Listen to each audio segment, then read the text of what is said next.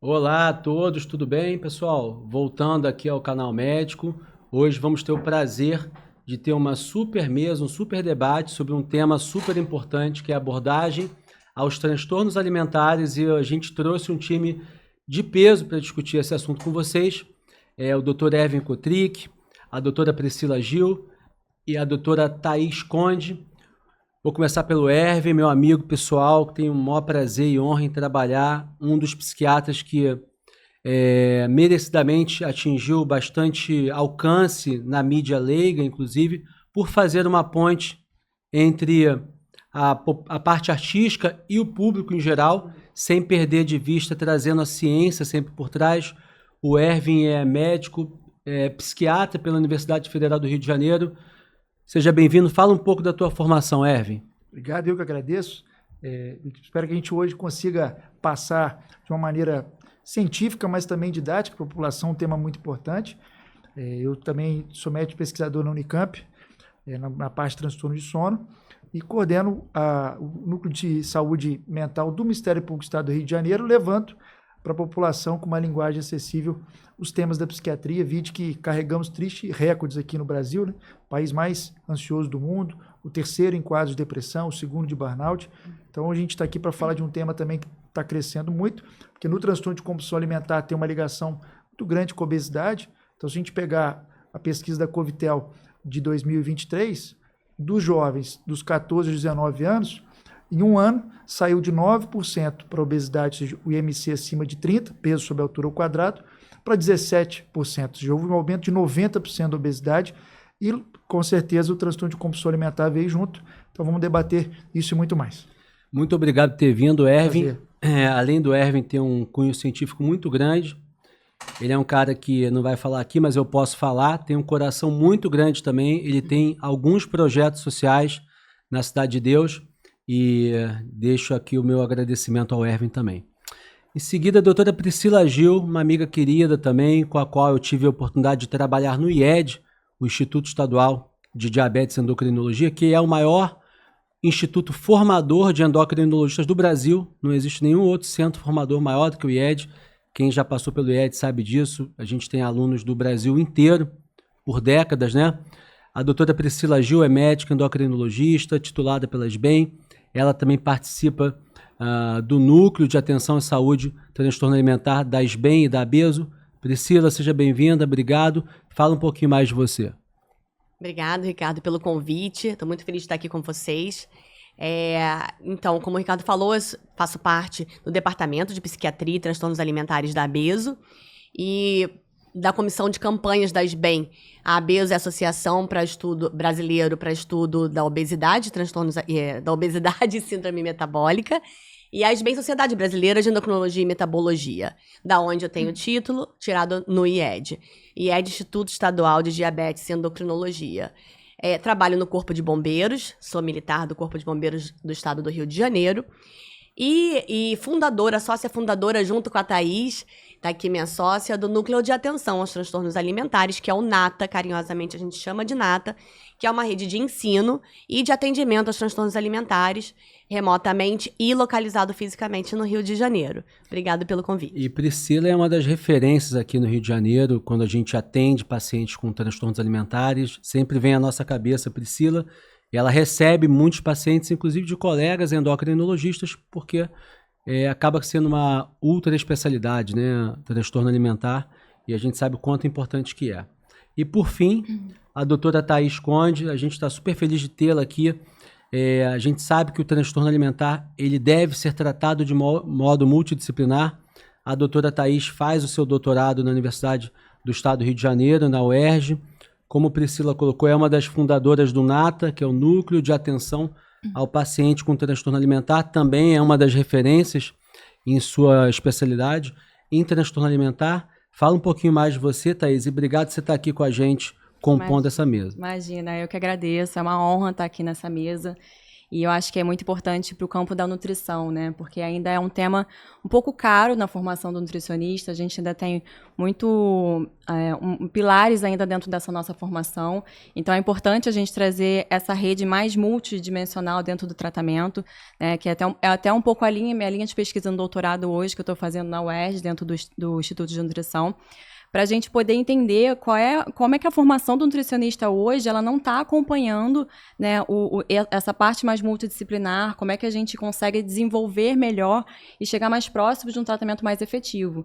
Então, eu estou fazendo um estudo muito nessa linha, que é uma linha que não só pela importância do que é dentro da nutrição, mas porque eu gosto, né, assim, acho que a gente que trabalha com transtorno alimentar, a gente gosta de atender esse tipo de paciente, a gente tem um carinho, né, assim, a gente entende a importância que é para aquele paciente. Então, me sinto honrada de poder estar aqui discutindo sobre isso.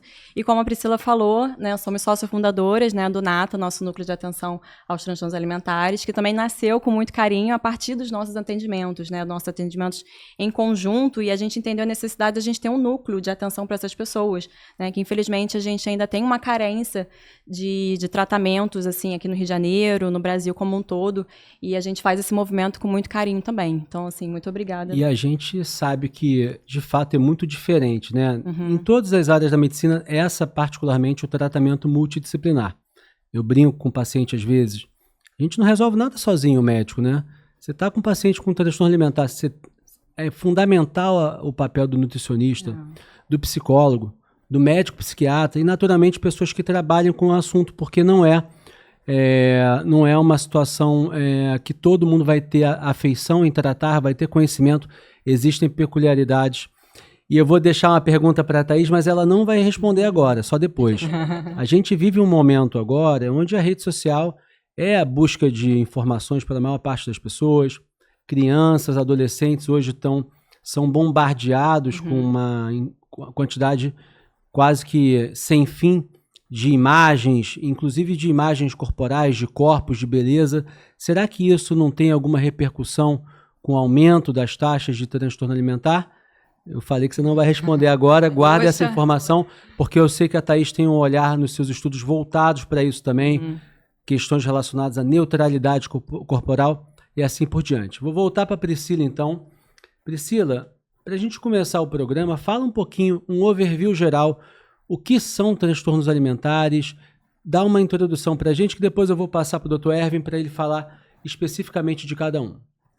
Sim, muito importante começar conceituando o que são os transtornos alimentares. É exatamente a perturbação na forma de se alimentar, de comer, de se alimentar, de vivenciar o próprio corpo. Só que não é apenas isso, há uma necessidade para ser caracterizado e para dar diagnóstico de se ter um prejuízo funcional, um prejuízo biológico, um prejuízo social. Então, a forma perturbada de se alimentar, ou seja, disfuncional, não é uma alimentação natural, intuitiva, além de preocupação excessiva com o corpo, questões com a imagem corporal e prejuízo funcional, biológico, com ganho excessivo de peso, perda excessiva de peso. Então, não é uma questão de toda obesidade é transtorno alimentar? Não, não é. Eu como demais, eu tenho compulsão, doutor, eu tenho transtorno alimentar? Não, a gente precisa caracterizar propriamente cada transtorno e estudar nas consultas com esse paciente, durante a anamnese, na entrevista da anamnese, perguntar se realmente todos os critérios para fechar o transtorno alimentar. Então, comer demais não é um transtorno alimentar, comer de menos também não é um transtorno alimentar e obesidade não é ter transtorno alimentar. Então, a gente precisa caracterizar bem isso para poder dar um diagnóstico. Por que a gente precisa dar o diagnóstico? Para poder tratar. E porque junto com o transtorno alimentar estão outras patologias, muitas vezes psiquiátricas, muitas vezes clínicas. São pessoas que vivenciam mais patologias clínicas e psiquiátricas. Então, traz um peso à saúde pública. E para a gente conseguir medicação até mesmo na saúde pública, a gente precisa de CID, precisa de diagnóstico. Classificando, dando diagnóstico, a gente consegue até medicações em serviços para conseguir o tratamento e uma remissão mais precoce da doença. Tá, então, pelo que você falou, eu preciso ter um pensamento disfuncional e isso deve causar algum tipo de sofrimento ao paciente. Então, não é meramente, hoje eu comi diferente, e é uma coisa, logicamente, que tem que ser sustentada, né? Acho que todas as pessoas em algum momento já tiveram alguma situação de comer diferente, mas uma coisa fugaz, episódica que passou, isso não caracterizou um transtorno, né? Então, a questão do pensamento disfuncional, a questão de causar sofrimento e a questão de duração também, né? Não é uma coisa que durou 3 a 5 dias durante uma viagem, certo? Passar para o Erwin. Erwin, a gente tem atualmente o DSM-5, que versa ali sobre os critérios diagnósticos das doenças de saúde mental. Fala um pouquinho do ponto de vista atual, quais são os tipos de transtornos catalogados, digamos assim, no DSM-5 e quais as principais definições para que todos saiam daqui com isso na cabeça. Perfeito. Vou pegar carona aqui, doutora Priscila. Por que a gente olha, muitas vezes, dentro de uma classificação, TDAH, enfim, e a gente se identifica com muitos daqueles critérios? Na medicina, a gente tem duas possibilidades de diagnóstico. Os diagnósticos categoriais e os dimensionais. Categoriais, sim ou não. Ou eu tenho HIV ou eu não tenho HIV. Ou eu tenho COVID ou não tenho COVID. Não tem meio HIV. E tem os dimensionais. Por exemplo, todo mundo tem glicose no sangue. Quando ela está dimensionalmente aumentada, por exemplo, no jejum acima de 126, enfim, você pode ter uma patologia chamada diabetes. Na psiquiatria, as patologias elas são dimensionais. Por isso que todo mundo que pegar o critério de um transtorno de compulsão alimentar vai se identificar pontualmente com aquilo. E teve um dia que eu fui na churrascaria, aconteceu exatamente isso aqui. Porém, apenas, pegando o exemplo do transtorno de compulsão alimentar, 2 a 3% em média daqueles que se identificaram um pouquinho com aquela característica vão de fato ter a patologia. Perfeito.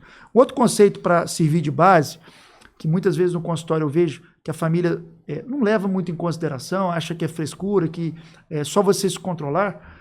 Por que na psiquiatria, doutor Ricardo, a gente chama de transtorno e nas outras áreas da medicina a gente chama de doença? Por quê? Para facilitar o entendimento para quem não é da área de saúde, mas está aqui hoje aprendendo com a gente, eu costumo, para facilitar, lógico que não é tão simples assim, mas para ficar didático, sempre em 3 pilares uma avaliação inicial. Pilar número 1, problemas que a gente tem passado no nosso dia a dia, parte pessoal, profissional, familiar. Pilar número 2, características da nossa personalidade. Quando eu falo como, sempre fui assim, sou assim desde sempre. Todos nós temos características boas e que podem ser melhoradas. E o terceiro pilar, os sintomas. O que são os sintomas? Nunca tive isso, começou a aparecer recentemente de forma desagradável, mas que sozinho eu não controlo. Por exemplo, na bulimia nervosa do subtipo purgativo, nós vamos falar daqui a pouco, um dos comportamentos para compensar a hiperingestão de alimento pode ser o vômito autoprovocado. Então, o vômito autoprovocado não é um problema porque ele pede para o vômito parar e não para. Não é uma característica dele porque ele não tem isso desde a infância, a maioria das vezes. Então, entra como um sintoma. Problemas que a gente passa no nosso dia a dia, características da nossa personalidade, que são fatores de risco para a gente ter sintomas, o único remédio, terapia com psicólogo. Remédio só consegue ajudar se tiver indicação nos sintomas, que seria a parte médica dessa divisãozinha. Logicamente, como eu falei, é uma mera divisão didática, né? Porque a vida não é matematicamente separada, tudo isso aqui acontece ao mesmo tempo, e nem é por ser a função do médico ter que focar na parte médica, ele não vai falar desses 2 pilares, é só para ficar didático. No caso, em relação à diferença da terminologia de doença para transtorno, entende-se que, para chamar de doença, temos que conhecer o fator causador. Na divisãozinha, se o paciente começa a tossir, estou com sintoma de tosse, e eu estou suspeitando de uma COVID, peço lá um raio-x do pulmão, aparece lá uma lesão no pulmão que justifica o sintoma tosse. Trato a COVID, sai a lesão do pulmão, sai o sintoma tosse. Então está muito claro aqui uma relação de causa e efeito. Na psiquiatria, a gente não consegue fazer essa correlação direta. Por quê? Inclusive, a gente pode estar no melhor momento da vida em relação a problemas, ter passado por um pequeno estresse, um gene se expressar e, por exemplo, começar a apresentar sintomas depressivos. Aí o paciente senta lá no consultório, mas doutor, estou até com vergonha de estar aqui, porque de problema está tudo bem. E se for de caráter genético? Mas pode ser diferente. Não herdei nenhum gene, fui passando por problemas estressores, alinhado a características que poderiam ter sido melhoradas na terapia, que foram gatilhos para um gene expressar e eu começar a apresentar também os sintomas. Ok, mas eu não tenho como abrir a mente dessa pessoa, tirar um pedaço do cérebro dele e falar, tá vendo? Foi depois daquela discussão que você expressou o gene. Ou seja, diferente das outras áreas que a gente consegue saber exatamente a causa, na psiquiatria a gente é multifatorial. Por isso não tem um exame. Porque na medicina você vai pedir um exame que você está suspeitando de algo. Estou suspeitando que eu estou com alteração de tireoide. Então eu vou pedir o exame do hormônio de tireoide para confirmar ou descartar. Se a gente não sabe qual é a causa da psiquiatria, qual o exame que a gente pede? Então, por isso que não tem o exame, por isso que o nome é diferente, transtorno e não doença. Mas é uma especialidade médica. O índice de confiabilidade é mais de 50% no diagnóstico. Ou seja, aqui no Japão, nos Estados Unidos, se tiver o preenchimento do critério do que a gente vai falar aqui dos transtornos alimentares, entende-se que, na maioria das vezes, ela vai se apresentar daquela maneira. Então, só a explicação por que o transtorno e por que a gente não consegue, você, pai e mãe que está vendo, apontar a causa por que seu filho está com aquele determinado transtorno. Temos 6 hoje os principais. Na infância, predomina muito o transtorno de ruminação, aquela criança que regurgita involuntariamente. Tem a pica, que é um transtorno de perversão em relação ao alimento, come alimentos usuais, geralmente terra, pedra, enfim. E temos, como terceira opção, o transtorno alimentar restritivo e evitativo, que não é uma restrição voluntária, assim, não quero comer, é de determinadas características do alimento. Não vou comer a cor amarela, não vou comer determinada consistência.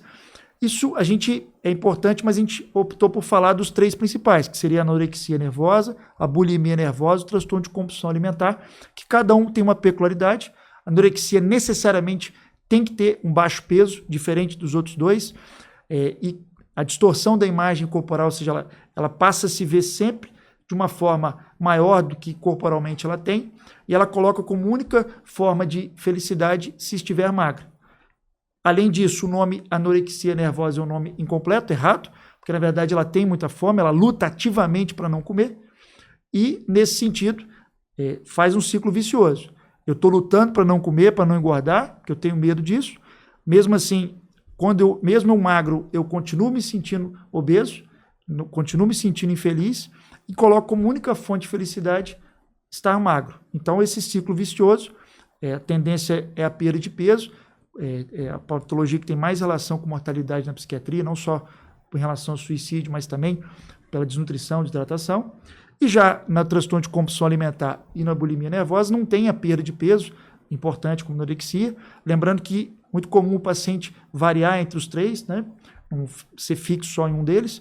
Mas o que diferencia muito a bulimia do transtorno de compulsão alimentar é que na bulimia você tem um mecanismo compensatório após uma ingesta excessiva, que daqui a pouco a gente fala desse critério específico, onde o paciente tem uma maneira purgativa, que pode ser através do vômito, do laxante, do diurético, após um episódio de compulsão alimentar, para tentar aliviar essa hiperingestão, ou não purgativa, exercício físico extenuante, dieta restritiva a ponto de ele se sentir mal.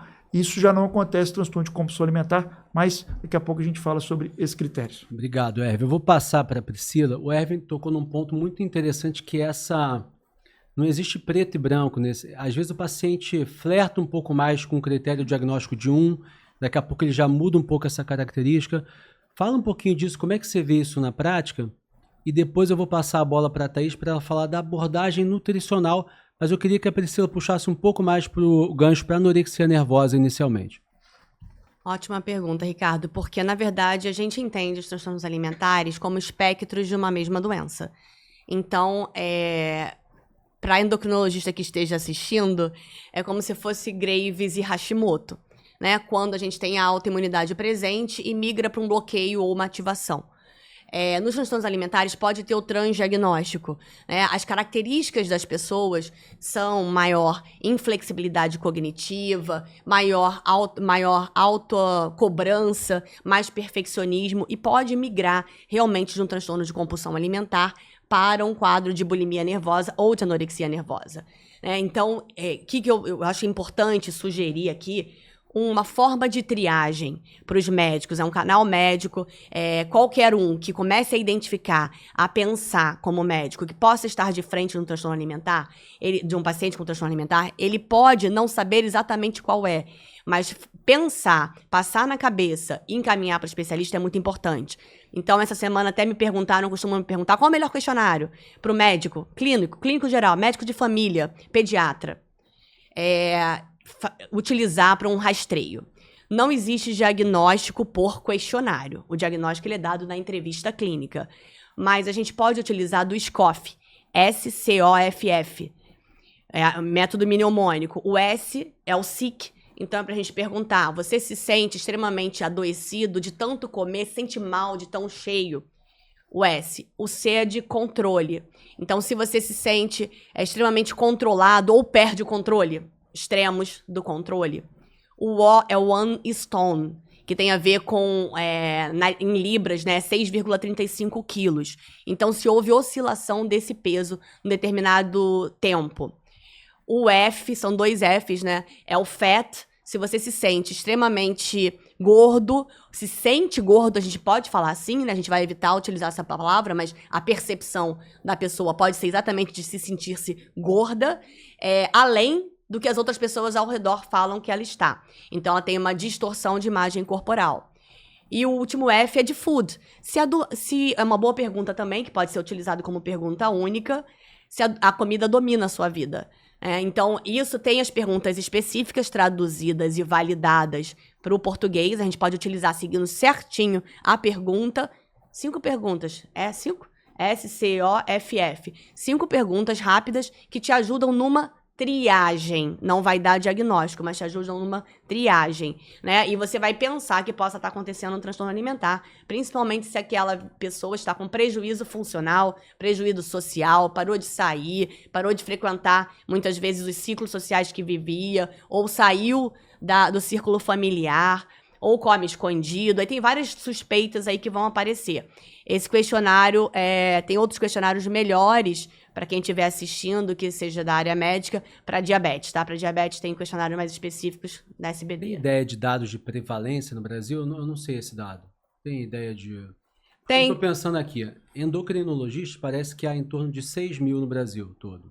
A grande maioria desses não tem domínio sobre o tema. Aliás, o Dr. Erwin até colocou um estudo recente que dentro da psiquiatria também isso é um problema. Então, não é todo endocrinologista que trata transtorno alimentar, não é todo nutricionista que o faz, e não é todo psiquiatra. Perfeito. Então, já é Então, se eu tenho 6 mil endocrinologistas e a grande maioria não vai ser habilitada a tratar esse tipo de doença, provavelmente é muito importante o rastreio vir lá do clínico geral mesmo.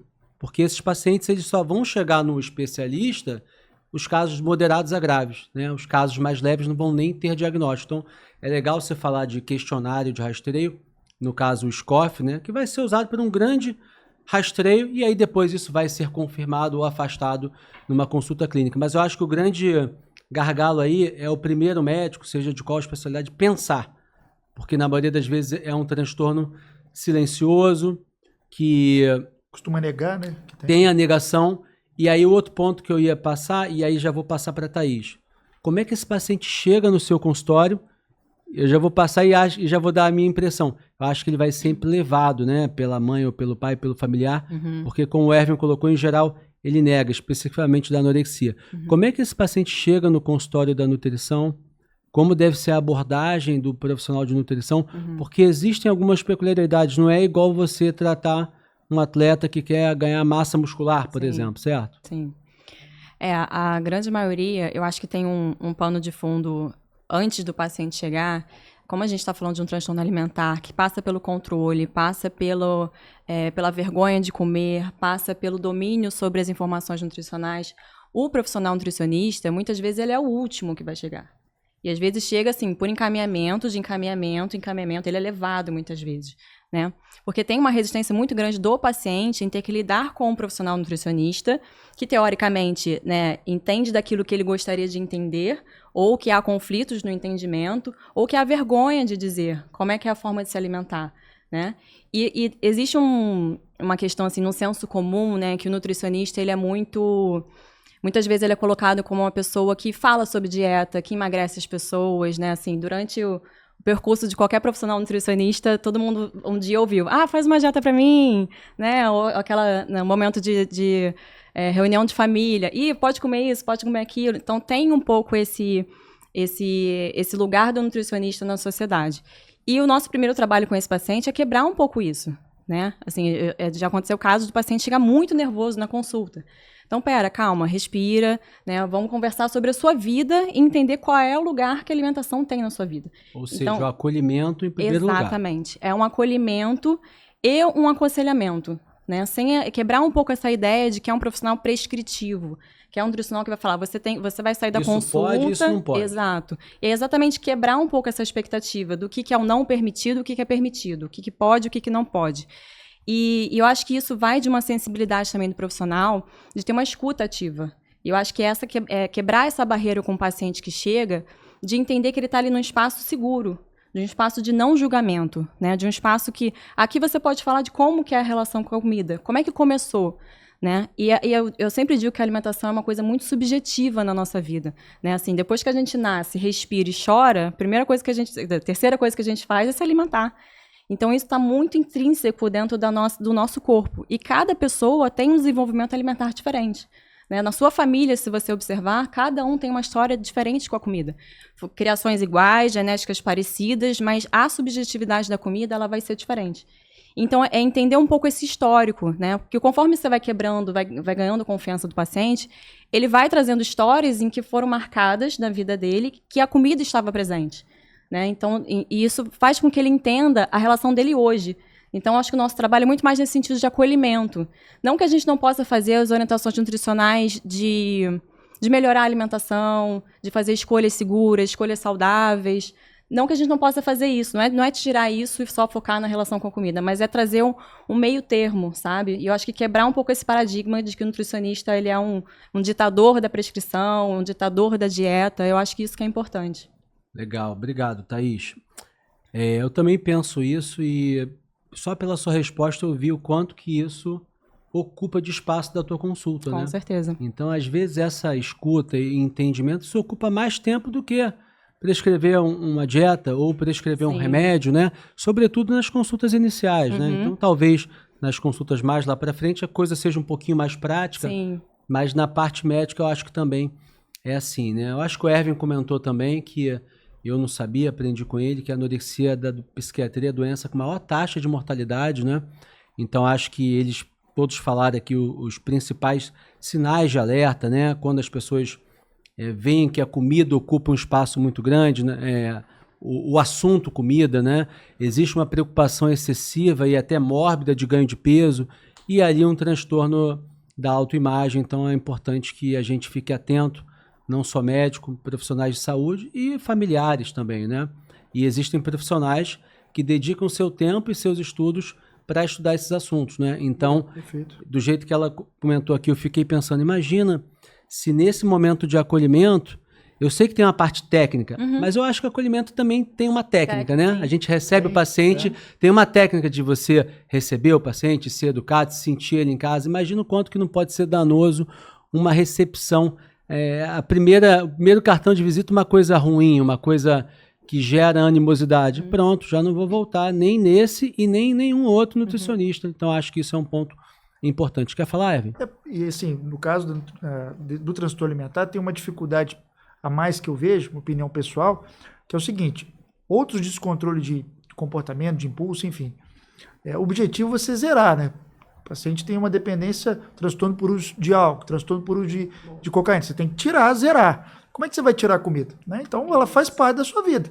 Então, é um paciente que não quer estar lá, é um paciente muitas vezes trazido, ou seja, é difícil colaborar, é difícil no início, por isso é tão a importância da terapia cognitivo-comportamental, né, junto da gente aqui, para conseguir quebrar essas crenças, né? Enfim, é difícil, mas é o caminho principal. Mas é uma luta constante, porque ao mesmo tempo, por exemplo, você fala um paciente com anorexia, ela sabe tudo de receita, ela cozinha para todos, ela tem uma relação muito boa com a comida, principalmente externa. Mas internamente ela está naquela luta muito grande. Por exemplo, sinais que a gente pode ajudar aqui, o familiar, o próprio médico, em relação à anorexia. O tempo que ela gasta lá na hora de se alimentar é muito grande, ela fica rodando de um lado para outra comida. Tem muita relação com uma característica, um transtorno de personalidade chamado anancástica obsessivo-compulsivo. Então, sempre ritualizada, corta muito quadradinho, separa por cor. Aí quando você começa a perguntar sobre a comida, não, já comi, você não viu, já comi, ela diminui, minimiza, se irrita quando começa, mas você não está comendo, você está emagrecendo. Você começa a achar muita comida espalhada pela casa, você começa a achar comida no bolso, doce, começa a sumir comida da despensa, e você não consegue identificar porque há muita oscilação de peso, Às vezes perde ao longo de um ano e ganha 10 quilos sem uma dieta específica. Anorexia, quando começa a perder muito peso, começa a usar muita roupa larga para esconder, né, que está naquele baixo peso. E na minha experiência, costuma até ir primeiro no endocrinologista, porque a mãe começa a ver a perda de peso, e aí o endocrinologista tendo esse olhar que a doutora colocou muito bem, de poder suspeitar ali de uma anorexia e encaminhar para o psiquiatra, mas ela vai com muita resistência. Ela chega lá, minimiza, fala que não, minha mãe está diminuindo, eu como muito até, eu como que tem que ser comido, enfim. Então é uma luta muito grande na anorexia, e imagino, né, com a doutora da mesma maneira, porque ao mesmo tempo que ela, um lado racional dela sabe que ela tem que lutar, né, vencer contra isso, mas o lado da doença puxa ao contrário. Eu recebi a semana passada uma menina de 18, 19 anos que veio para mim porque você falou de ir ao endócrino, estava 11 meses sem menstruar. E aí ficou muito claro ali na anamnese dela e junto do pai que a questão era relacionada à falta de alimentação e no caso dela um pouquinho diferente, porque era o excesso de exercício. Mas o primeiro médico foi o endocrinologista para descartar as causas endócrinas, que no caso ali estava muito clara que era a falta de oferta calórica. Priscila, tem medicamento que pode aprovado, que pode ser utilizado? Como vocês já falaram, existem comorbidades associadas. Pode ter ansiedade, pode ter outras questões. Mas fala um pouquinho disso. Eu posso voltar e puxar a sua paciente Pode. do exercício em excesso? Deve. Né? O exercício em excesso a gente já discutiu algumas vezes, até em sessão clínica, né, Ricardo, eu e você, no IED. É o DEPS, né, déficit energético relacionado ao exercício. E quando a gente pega esse tipo de paciente, muitas vezes vem para o endócrino ou para o nutricionista também, né? Não vem para o psiquiatra né? Que ele, a princípio, ele não tem transtorno psiquiátrico. Muitas vezes vem tangenciando ali uma anorexia nervosa. Então, o que a gente precisa nesse paciente que vem com déficit energético relacionado ao exercício, colocar os questionários, ter o olhar, ver se ele realmente não tem uma questão de imagem corporal, porque em torno de 20% a 30%, às vezes mais, tem um transtorno de imagem corporal ali. Quando não tem, vai aparecendo dentro de uma base genética. Lembrando que a gente não vai culpar o paciente, a gente não vai culpabilizar essa família, não vai culpabilizar o paciente. O transtorno alimentar tem uma base genética, biológica, biopsicossocial, epigenética, meio ambiente influenciando nesse corpo. Então, não existe como culpar. A gente precisa, pelo contrário, como você falou, acolher esse paciente. Temos técnicas, a gente utiliza muito da entrevista motivacional, que hoje não está na cabeça da Priscila Gil, está na cabeça do mundo, da EASO, que é a Sociedade Europeia para Estudo da Obesidade, coloca no guideline, em todas as páginas, a questão da entrevista motivacional, guidelines da Irlanda, utilizando entrevista motivacional. Tem uma técnica para acolher esse paciente de forma não julgadora e conseguir surfar na ambivalência dele, porque ele vai chegar ambivalente. Ele não quer se tratar, mas ele quer se tratar. Ele quer melhorar, mas ele não quer parar de perder peso. E a sociedade aplaude. Então, a sociedade aplaude a menina com anorexia nervosa. Então, a gente, para ir em contraposição disso, precisa estar baseado em evidência. Eu ia passar para a bulimia, mas já que você pegou o gancho, eu vou voltar para a doutora Thaís. Qual o impacto que você acha que talvez a rede social possa ter, talvez de modo maléfico hoje, sobre essa juventude, né? O que a gente vê são crianças lindas, maravilhosas, de olho azul, Sim. Magras, com abdômen definido, costela aparecendo. Você acha que isso é uma realidade que traz uma certa temeridade para a gente? E talvez a gente possa ter níveis crescentes de transtorno alimentar em razão desse ponto da rede social? Eu acredito sim, eu acho que a gente teve posso colocar assim, como um grande experimento a época da pandemia, né? Como que a gente viu, como que não existe mais um limítrofe entre o que é real e o que é virtual, né? A gente está completamente conectado. E isso faz que a gente possa ter um entendimento do que é o nosso corpo também, né? E quando a gente utiliza redes sociais que são a base de imagens, a gente está colocando a imagem gera um discurso. Então, aquilo me afeta. Se eu vejo um corpo, né? Se eu tenho uma rede social que eu vejo corpo, aquilo afeta na minha perspectiva do que é um corpo ideal. Qual é o corpo que essa rede social ela está aplaudindo, né? Que muitas vezes vai por esse padrão de beleza que você descreveu, né?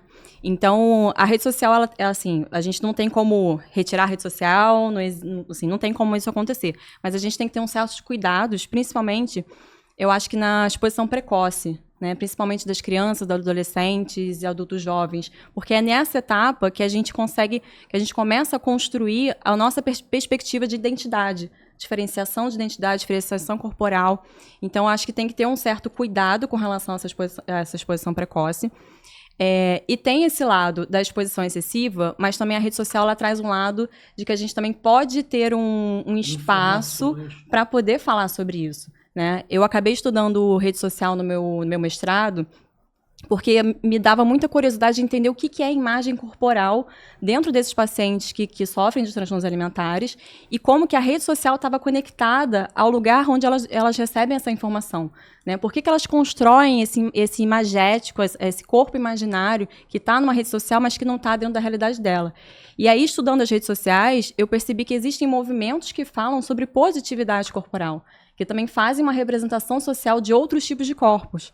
Então, é um movimento que também a gente vê que ainda tem um aplauso quanto ao corpo mais magro, tonificado, né? A gente vê o mundo fitness com muito peso na rede social, ainda colocando esse corpo como ideal, né? E principalmente quando se relaciona um corpo mais tonificado com relação à saúde, né? Eu acho que isso é uma discussão também, principalmente para nós profissionais de saúde, a gente tem que pensar sobre isso, né? O que é um corpo saudável? É um corpo que malha, tonificado, barriga de tanquinho, ou é um corpo que tem saúde dentro do que é uma concepção de saúde? Psíquica, física, clínica. Eu acho que é uma linha tênue na rede social que acontece, que a gente precisa, acho que enquanto profissionais de saúde que atende esse tipo de público, eu acho que a gente precisa ter uma perspectiva mais crítica, sabe?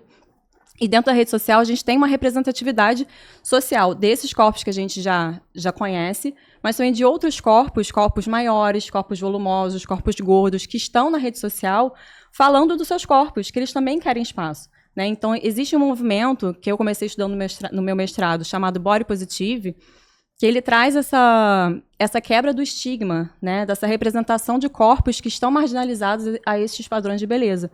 Então, esse movimento de positividade corporal, ele traz um pouco do sentido, olha, eu tenho um corpo e eu posso amar ele do jeito que ele é, né? Só que, em resposta a esse movimento de positividade corporal, a gente encontrou outro movimento chamado Body Neutrality, que é falar sobre a neutralidade do corpo. Como quem diz, eu tenho um corpo, eu não amo ele incondicionalmente do jeito que ele é, eu sei que meu corpo tem defeitos, mas eu gosto do meu corpo. Eu posso ter uma visão mais empática do meu corpo. Isso quer dizer que eu posso entender que ele tem defeitos, que ele me leva a lugares, ele me faz viver. Então, é trazer uma forma mais empática do próprio corpo do que simplesmente eu tentar aceitá-lo do jeito que ele é. Esse é o Body Neutrality. Body Neutrality. Legal, muito bacana isso. Obrigado. Só acrescentando também, não só na questão de exposição corporal, mas hoje o cyberbullying nos jovens é o fator mais relacionado com suicídio. Se a gente pegar dos 15 aos 29 anos, o suicídio é a terceira maior causa de morte no Brasil nessa faixa etária. Só perde para acidente de carro e lesão corporal. Lembrando que a maioria deles, na hora do ato fatal, não estava em tratamento. Ou porque não sabiam que tinha patologia, daí a importância de a gente estar aqui hoje na psicoeducação, ou porque não estava em tratamento por preconceito, ou não teve acesso, né, ao tratamento. Então, o cyberbullying, principalmente ligado à obesidade, que não é uma doença psiquiátrica, né, a doutora já colocou, é uma doença multifatorial, clínica, mas ela tem uma relação com o transtorno de compulsão alimentar. Então, o cyberbullying, no Brasil, infelizmente, ele também carrega o triste título de segundo país com o maior caso de cyberbullying. O Hervé é um cara que briga ali na rede social contra isso, né? Eu já vi vários comentários dele. Meu amigo, cuidado com o que você está falando, que a psicofobia é crime. É crime. Isso, então... O cyberbullying virou crime hediondo, inclusive, 2 a 4 anos de prisão sem direito à fiança. A gente está fazendo uma parceria da Associação Brasileira de Psiquiatria, junto com o Ministério Público do Estado do Rio de Janeiro, para a gente ter um canal de fiscalização mais duro dentro da internet, enfim, e a gente vai lutar contra isso também. Deixar aqui para a direção do programa, sugestão de pauta aí, Fernando, cyberbullying com o Dr. Erwin Kotrick. Beleza, a gente está avançando na nossa hora. Queria que o Erwin falasse um pouco agora de bulimia. Tá. Como é que faz o diagnóstico? Como é que o médico vai pensar nessa hipótese diagnóstica? E esse caso que eu mencionei aqui, que a menina faz muito exercício físico, uma forma de compensar, se poderia se encaixar. Perfeito. Fazendo um paralelo com o transtorno de compulsão alimentar, que acaba que os sintomas são parecidos, né, em relação ao padrão alimentar, a gente for parar para pensar, antes da década de 90, Ricardo, não tinha muito estudo sobre padrão alimentar, era tudo colocado no mesmo saco de gato. O que ganha peso? Ganha peso que matematicamente comeu mais e acabou. A partir da década de 90, até a doutora Apolinário, né, que foi professor na residência também, começou o doutor Valmir Coutinho, começou os primeiros estudos lá no IED também, buscando ver uma correlação. Não, peraí, tem o beliscador, tem a síndrome do comenotur, né, que acorda de madrugada e come pequenas porções, que acha que não vai dormir, e aí durante o dia tem uma anorexia matinal, come grande parte da ingesta calórica após 18 horas, por exemplo. E o mais comum deles, que é o que a gente está conversando aqui, envolve o transtorno de compulsão alimentar, onde o padrão alimentar é exatamente o mesmo entre a bulimia e o transtorno de compulsão alimentar. Como é que eu vejo na prática lá o paciente trazendo, né, para a gente não ficar aqui falando de critério diagnóstico? Como é que é o mundo real, vamos colocar assim? Ele fala, doutor, eu acordei de manhã com a sensação, hoje eu vou fazer a dieta, vou restringir, vou perder peso. Aí o próprio fato de já não ter se alimentado direito da cabeça dele, viu na internet, né, não procurou a doutora, já é um fator de risco a mais para ele ter um gatilho, porque ele está sem alimentação, o cérebro começa uma cascata de neurotransmissores, começa a ficar mais irritado, começa a ficar com a cabeça oca ao longo do dia. Geralmente, final da tarde à noite, não é só nesse horário, mas é o mais comum, esse fluxo de pensamento começa a ficar muito mais intenso. E ele começa uma luta, não posso, não devo, não quero sair da dieta. Isso vai angustiando ele. O que é a compulsão? É o ato para aliviar esse pensamento que está ali incomodando ele ao longo do dia. Nesse momento que ele cede, ele come uma quantidade de comida muito maior do que a maioria das pessoas naquele momento, e não é o beliscar, é no espaço curto, 1, 2 horas. Às vezes chega a comer mais de 5.000, às vezes 9.000 calorias num episódio desse. Muitos pacientes relatam até uma dissociação nesse momento, ou seja, parece que ele está meio no automático, ele já não está nem sentindo o sabor, o gosto, é muito, muito rápido, onde ele come essa grande quantidade de comida. Vou falar devagarzinho, entre 5 critérios, ele precisa de pelo menos 3. Nesse momento, ele come numa velocidade mais rápida que o habitual dele, come mesmo já se sentindo cheio, come logo depois se arrepende, fala, por que eu fui exagerar? Come mesmo já sem fome e come muitas vezes escondido das pessoas da casa, porque ele tem vergonha sobre isso. Se ele tiver um episódio desse por semana, por mais de 3 meses, você que está assistindo, busque o psiquiatra para confirmar ou descartar, que é apenas um conhecimento de como ele aparece. E quando acaba esse episódio, vem uma frustração muito grande, que por si só já é um outro fator gatilho para ele ter de novo. Isso vira um ciclo vicioso.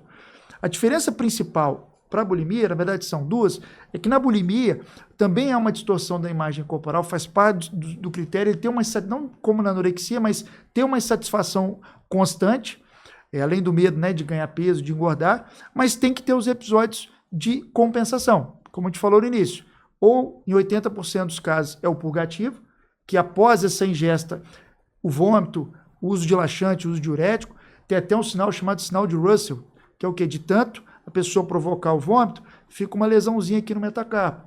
Então, às vezes, o paciente está no consultório, não, eu não parei de vomitar. Aí você olha, tá com a lesãozinha. É um sinal, né, que a gente infere que pode estar continuando acontecendo. E um alerta que eu faço aos médicos que estão vendo, principalmente os que, entre aspas, se metem a tratar isso sem ter o conhecimento, sai muito potássio no vômito. Então, se você usar determinados medicamentos como a bupropiona, onde há uma diminuição do limiar convulsivo, você pode gerar uma convulsão. A gente já tem vários relatos em relação a isso. Só complementando o tratamento da anorexia, não existe um remédio aprovado para anorexia na psiquiatria. Você trata no máximo as comorbidades, né? O transtorno depressivo que pode vir, transtorno de ansiedade social. O principal objetivo do tratamento da anorexia é a recuperação nutricional, né? A recuperação do peso, tratar essas comorbidades.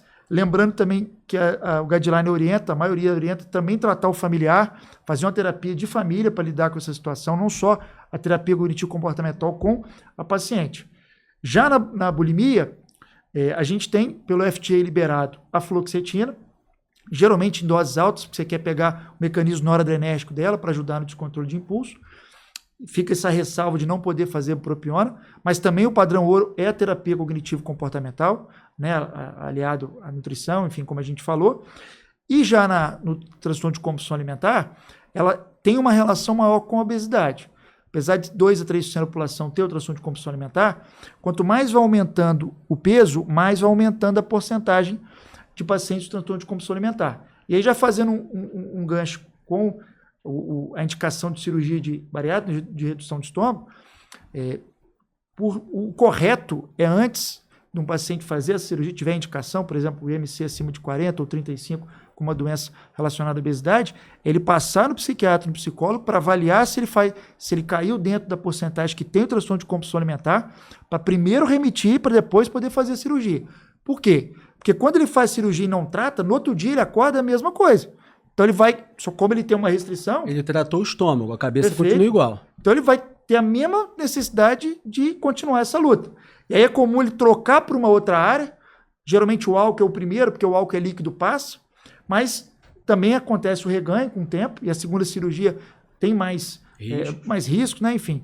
Então, você que está pensando, né, em procurar essa ajuda multidisciplinar, lembra de deixar no radar que tem que primeiro avaliar essa parte do assunto de compulsão alimentar. Eu já vi numa aula da Priscila ano passado, né, Priscila? Acho que 40% até 50% dos pacientes com obesidade grau 3 preenchem critério de TCA. Então, o cara que vai para a bariátrica, mais um motivo dele ser rastreado, porque ele está no fator de risco, não é isso? E, naturalmente, se você operar um camarada do estômago dele, a cabeça dele vai continuar igual. E vai dar problema. É o paciente que vai passar mal no pós-operatório, que vai comer quantidades que não consegue, que vai vomitar e pode ter até uma complicação cirúrgica ali no pós-operatório, certo? Sim. A prevalência da transtorno de compulsão alimentar na população geral, não estamos considerando a população com obesidade, população geral.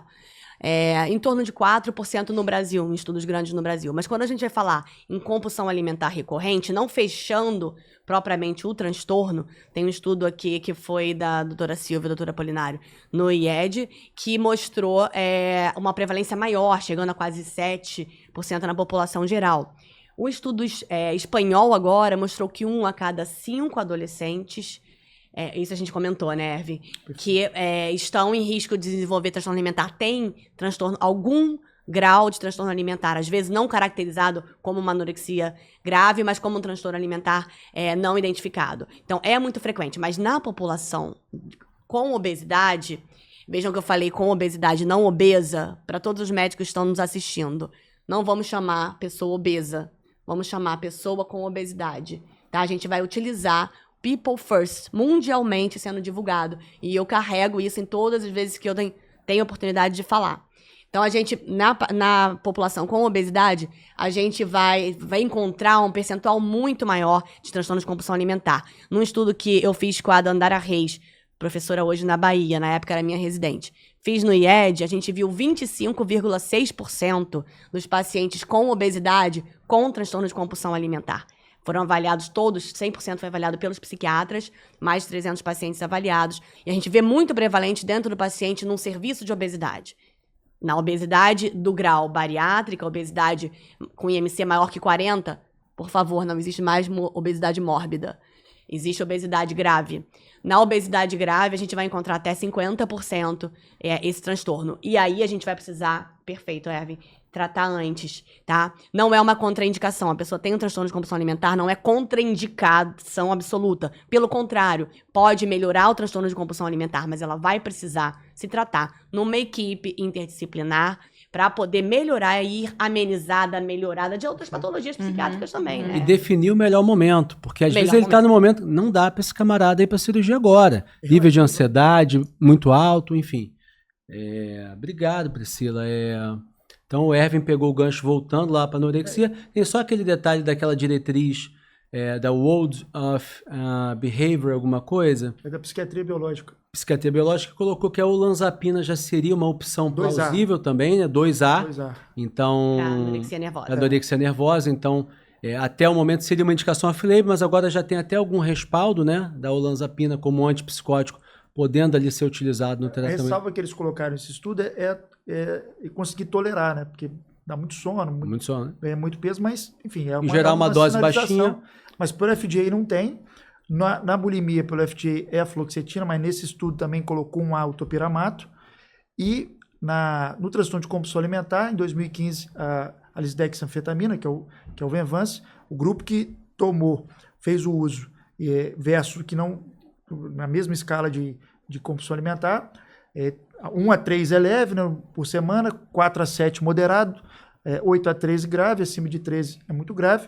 Então pegou-se duas populações com a mesma gravidade, o grupo que fez o uso da lisdexanfetamina teve 2,6 vezes menos episódios de compulsão do que o que não fez. Então, em 2015 ela ficou liberada pelo FDA. Mas nesse estudo também entrou o topiramato como A. Apesar de pelo FDA ainda não estar, é mais uma diretriz aí que aponta nesse sentido. Topiramato, minha experiência de consultório, eu acho que cai muito bem para aquele paciente que tem um desejo muito importante pelo açúcar, né? Essa semana eu tive a oportunidade, o paciente reclamava muito disso. Doutor, eu não como muito, mas eu não posso ver açúcar. Como o topiramato atua no GABA, né? Que é Glutamato. no glutamato, perdão. Fala um pouquinho disso aí, Erwin, do topiramato e essa atuação possível sobre o desejo de doce. Uma das vias, teoria, né? Uma das hipóteses, vem também na região glutamatérgica, que é uma hiperprodução desse aminoácido, desse neuropeptídeo, onde o paciente tem um descontrole maior por conta dessa hiperestabilidade. Então, o que o topiramato é? Ele é um antagonista glutamatérgico, então ele freia isso, né? Ajuda nesse controle. E aí tem que subir devagar a dose, porque dá muita alteração cognitiva, muita dormência nos membros. Então, às vezes, o paciente, na própria ansiedade de querer, ele mesmo vai aumentando sozinho. Não vai dar certo, porque é difícil ele conseguir tolerar o efeito colateral. Beleza. Ele tem uma ação GABAérgica também. Tem. E a anidrase carbônica, então altera também a taxa metabólica basal, facilitando.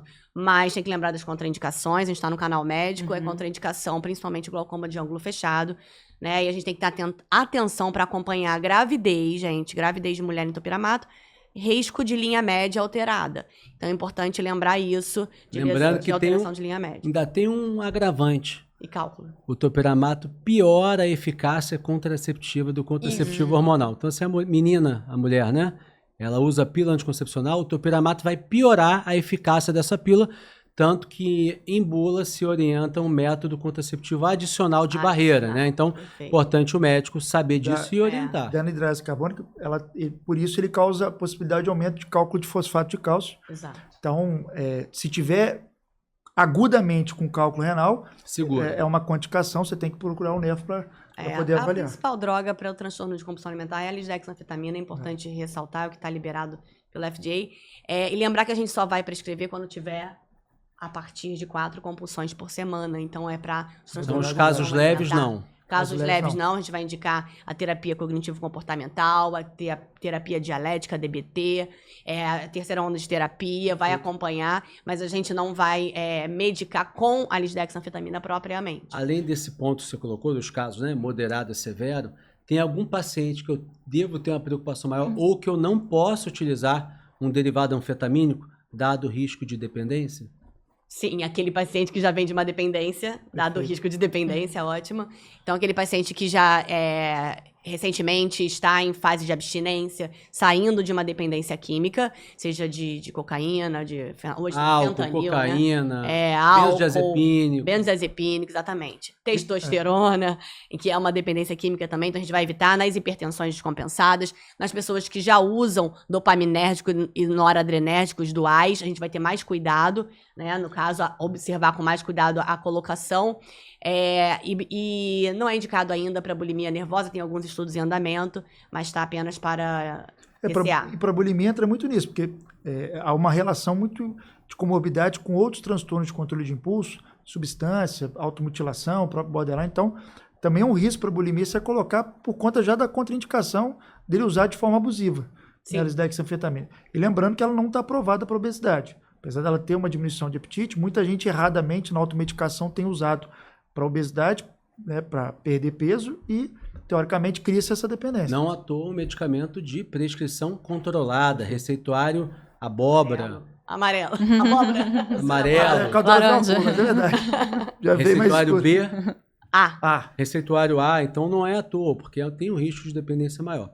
Eu vou passar para a Thaís, depois a gente passa para o fechamento. E a campanha, Ricardo. Fechamento, a campanha vai ser no fechamento. Segura.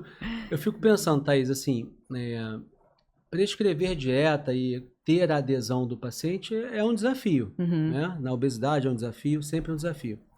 Nesses pacientes com transtorno de compulsão alimentar, é mais do que um desafio, porque existe uma questão bioquímica, não é porque ele faz isso porque ele quer. É porque ele não consegue controlar. Eu fico pensando, para que você tenha um planejamento nutricional que vá ser cumprido, às vezes o medicamento, o tratamento farmacológico é muito importante, porque senão o cara não consegue. Ele quer seguir a dieta que você montou, ele entendeu as dificuldades, entendeu os riscos, mas ele não consegue, porque ele não tem um controle frontal ali, o impulso é maior.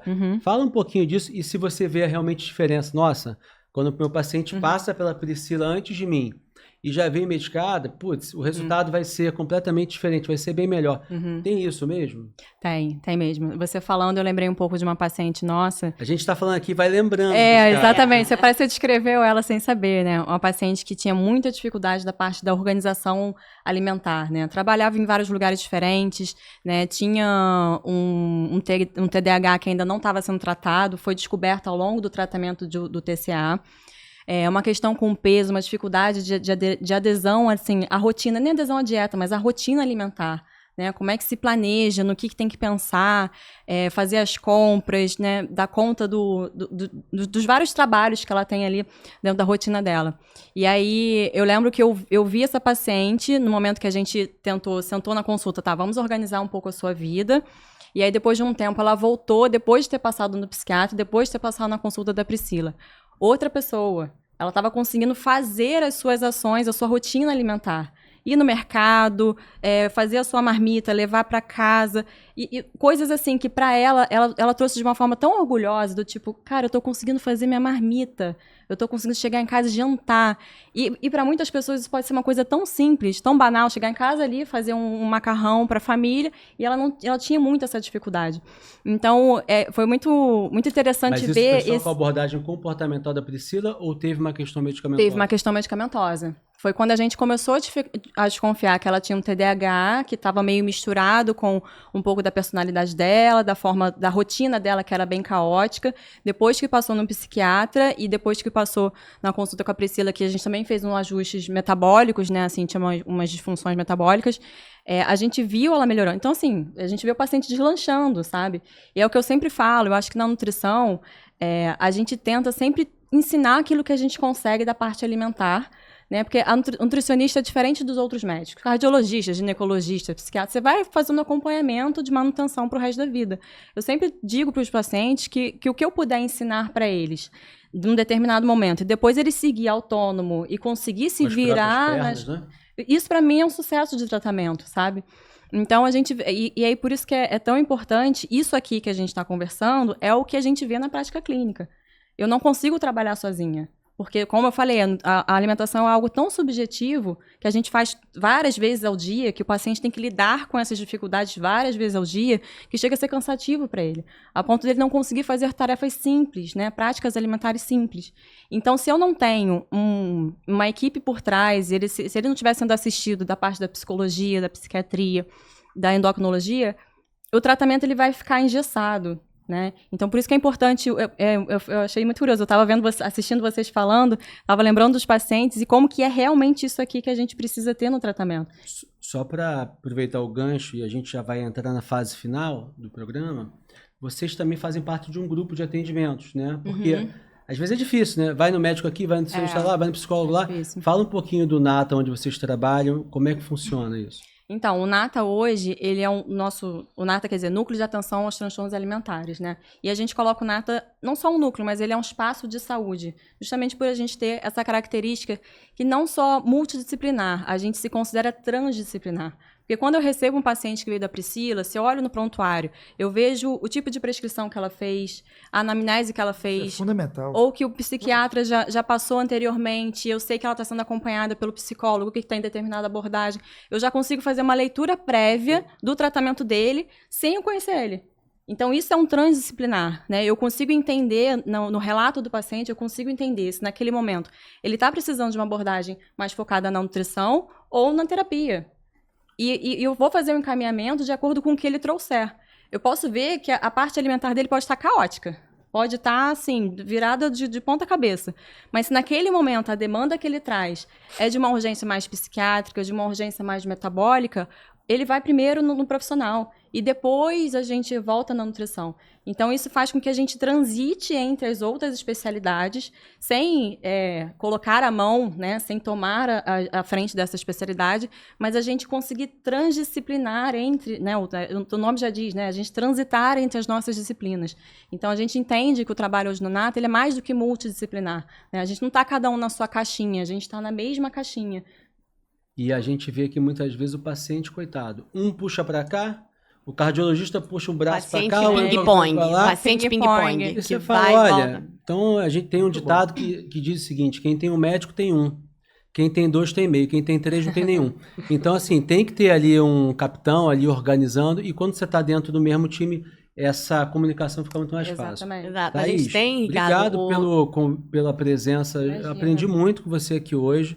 Tomara que a gente tenha outras oportunidades. Eu que agradeço. Nossa, uma honra estar aqui. Vou passar para a Priscila, que vai fazer suas campanhas, seu merchan, vai fazer. A dona das campanhas. E aproveita e dá a tua palavra final, Priscila. Tá, trazendo essa ideia da Thaís, que trouxe a transdisciplinaridade, né? É como se eu toco piano, né? Então eu gosto muito de comparar para quem toca algum instrumento conseguir fazer essa compreensão. É como se fosse uma banda. Essa equipe. A gente se reúne 3 vezes por semana, né? Ou online ou presencialmente. Temos reunião hoje de 1 ano de casa, 7 anos juntos, mais 1 ano Parabéns, de casa física. Obrigada. Obrigada. E a gente consegue tocar em uníssono. O tom é único, o ritmo é único. A gente não pode estar cada um num tempo diferente, gente. Samba com samba, rock com rock, pagode com pagode, e o swing tem que estar junto. Só que cada instrumento ressalta. Então, tem momentos que a flauta transversa vem, tem momentos que é o piano. Se a gaita entrar, meu marido toca gaita, eu tenho que reduzir o meu piano. Então, vai ter alguém sempre à frente, não necessariamente é o médico, e as pessoas têm que ter humildade para entender. Muitas vezes, a líder do caso, a manager case, é a Thaís, ou é o Felipe, que é o psicólogo, coordenador da psicologia, ou é a Maíra, que é a psiquiatra, ou sou eu. E esse coelho, né, que tá o líder do caso, ele ainda alterna em momentos, né? Então a gente precisa realmente ter o olhar, tendo o olhar de todos, a gente consegue ter um olhar 360 graus do paciente e mais integral desse paciente que está inserido no meio, num ecossistema, num social, numa família, numa escola. Então é preciso ter essa complexidade. Mas vamos falar da campanha agora. A campanha... Por que eu tô falando da campanha aqui? Porque dia 2 de junho é o Dia Mundial, esse ano mudou para Dia Mundial de Ação para os Transtornos Alimentares. Não é mais conscientização, é ação, porque precisamos agir. E é um dia mundial, e a campanha está sendo realizada este mês pela SBEM, Sociedade Brasileira de Endocrinologia e Metabologia, e a ABESO, Sociedade Parceira, Associação Brasileira para o Estudo da Obesidade e Síndrome Metabólica. É uma campanha conjunta na qual eu tive o prazer de estar à frente na coordenação pela comissão de campanhas da SBEM, uma campanha feita pela empresa Vitamina, de marketing, e está linda. Eu queria mostrar um pouquinho para vocês umas ceninhas do que está acontecendo. Está no Instagram, tá? No Instagram da ABESO Evidências em Obesidade e SBEM Nacional. E a gente colocou o tema desse ano. O tema desse ano ele vem recuperação, esperança e ciência. Então, é possível a recuperação, a remissão do transtorno alimentar. A gente não fala tanto em cura, mas a gente fala em remissão. A gente está acostumado que em endocrinologia a gente quase não fala em cura, né? Isso. A maior parte das nossas doenças tem controle, tem tratamento, tem remissão. Em psiquiatria também. Pois é. Então, estamos acostumados. Então, a recuperação é possível quanto antes a intervenção, ainda mais quando ela tem olhar múltiplo. Nunca trate alguém com transtorno alimentar sozinho, nunca. Sempre tenha pelo menos 3 olhares para esse paciente, 3 profissionais olhando. E a campanha, e esse tratamento, quando ele é baseado em ciência, e por isso a terceira palavra, né? É esperança, recuperação e ciência, porque ele precisa ser validado, baseado em evidência. Tá? A campanha está disponível aqui no meio, falando da questão social. As pessoas recebem elogio quando emagrecem. A família interrompe lá o episódio de compulsão alimentar, ou culpa o paciente que tá, a filha que está, o ente querido que está adoecido. Então é preciso realmente educar a família, a psicoeducação da família. o tratamento do paciente com anorexia nervosa, ele parte da FBT, Family Based Therapy. Então, a gente precisa conseguir alcançar toda essa família. Então, esse central aqui é da família. São 4 vídeos, tá?